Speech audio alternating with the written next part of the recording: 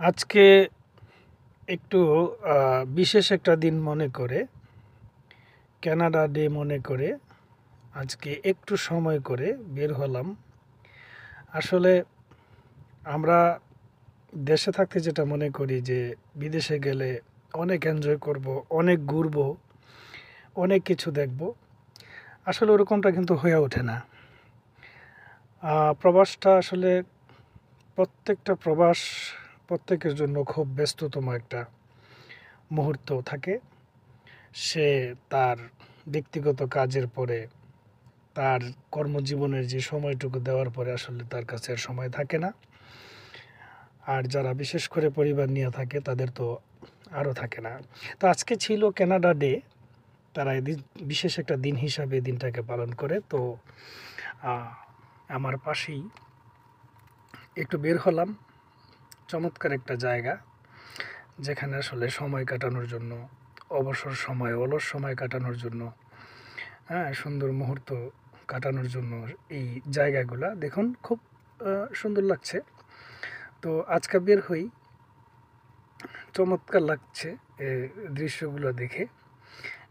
এখানে দেখা যাচ্ছে যে চতুর্দিকে গার্ডেন এবং ফুল দিয়ে সজ্জিত করা আছে। দেখে খুব ভালো লাগলো। বিকালে এই জায়গাটাতে গিয়ে খুব এনজয় করলাম এবং দেখছি যে তাদের প্রত্যেকটা কাজ কত সুন্দরভাবে করা, এবং সামান্য যে ক্যানেল আছে এই ক্যানেলগুলোর উপরে তারা ছোট ছোট ব্রিজ করে দিয়েছে, এবং দুদিকেই সারিবদ্ধভাবে গাছ লাগানো আছে এবং বসার মতো সুন্দর স্পেস। এবং এটা হচ্ছে একটা আপেল গাছ, অসংখ্য আপেল ধরে আছে ছোট ছোট, যেগুলা 1-2 মাস পরেই দেখা যাবে যে গাছের পাতা দেখা যাবে না, অসংখ্য আপেল এই জায়গাটিতে। এই জায়গা আসলে কানাডার প্রত্যেকটা জায়গায় ঠিক এরকম, কোনো জায়গাকে ভালো লাগে না এরকম কোনো প্লেস কানাডাতে নেই। খুব সুন্দর জায়গা, মনোরম, কত শান্ত পরিবেশ দেখুন। এবং আশেপাশে কোনো মানুষ নেই, বসেও শান্তি লাগে না। একা বসলে তো আসলে ভালো লাগে না, গল্প করার কিন্তু এরকম মানুষ নাই। ওরা আসে, ওরা এসে চলে যায়। এই যে এখানে সানফ্লাওয়ার, সূর্যমুখী ফুলের চারা রয়েছে, দেখা যাচ্ছে কত সুন্দরভাবে গাছগুলো লাগানো এবং ফুল ফুটে আছে। এবং সামনে আছে রেল স্টেশন এবং বসবাসের যে ভবনগুলো দেখা যাচ্ছে সামনে। খুব সুন্দর মনোরম একটা দৃশ্য। এখানে উইন্টার যদি না থাকে, যদি বৃষ্টি না থাকে, এই জায়গাটা সামারের সময় অসংখ্য পর্যটকের ভিড় সবসময় থাকে। আজকে বিশেষ দিন, সেটা হলো কানাডা ডে। তো এই দিনে তাদের এর চেয়ে আরও মনোরম যে জায়গাগুলো আছে, যেখানে আমরা আসলে সময়ের অভাবে যেতে পারি না, বা অনেক জায়গা আমাদের চেনা জানাও নেই, সময়ের জন্য আসলে যাওয়া হয় না। কানাডাতে কোনো জায়গা চিনতে হয় না, যে গুগল ম্যাপ দেওয়া আছে, ম্যাপ থাকলে যে কোনো জায়গাতে মুহূর্তেই যাওয়া যায়। তো কত সুন্দর, খুব মনোরম একটা জায়গা দেখুন। সামান্য একটা দৃশ্যের একটা জায়গা হলো এটা, সেটাই এত অসম্ভব সুন্দর লাগছে আমার কাছে। চতুর্দিকের পরিবেশটা মনে হয় যেন নিজ হাতে বানানো।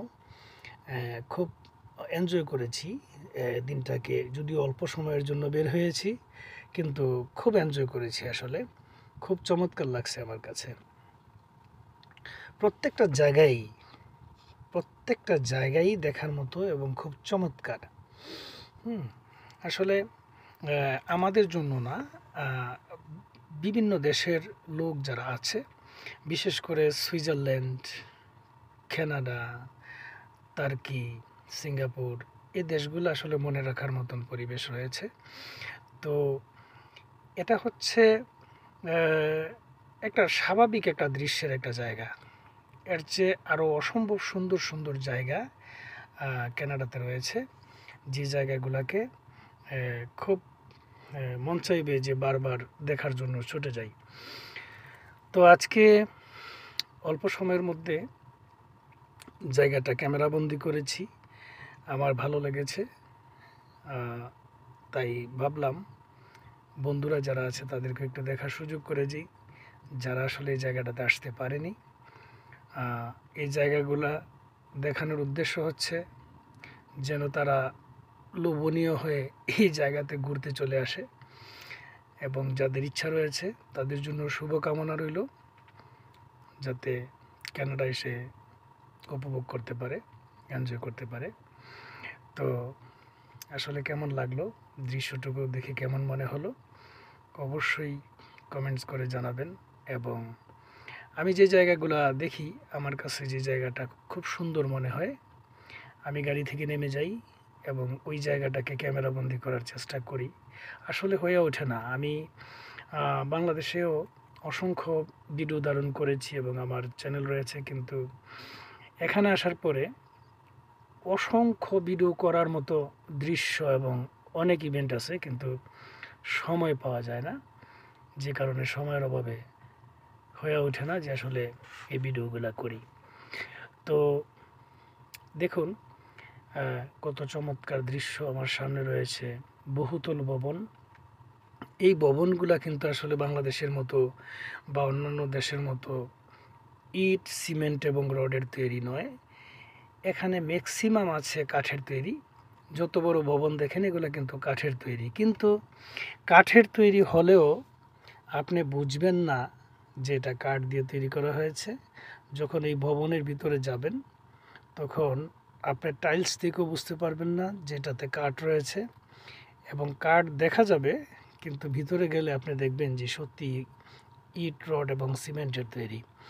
এবং তারা মনে করে কানাডাতে কিন্তু 98% হলো কাঠের তৈরি ঘরবাড়ি। তো আমি মনে করি, এবং তারা কানাডিয়ানরাও মনে করে, যে কাঠের তৈরি যে কোনো জিনিস যতটা টেকসই হয় রড সিমেন্ট ততটা টেকসই হয় না।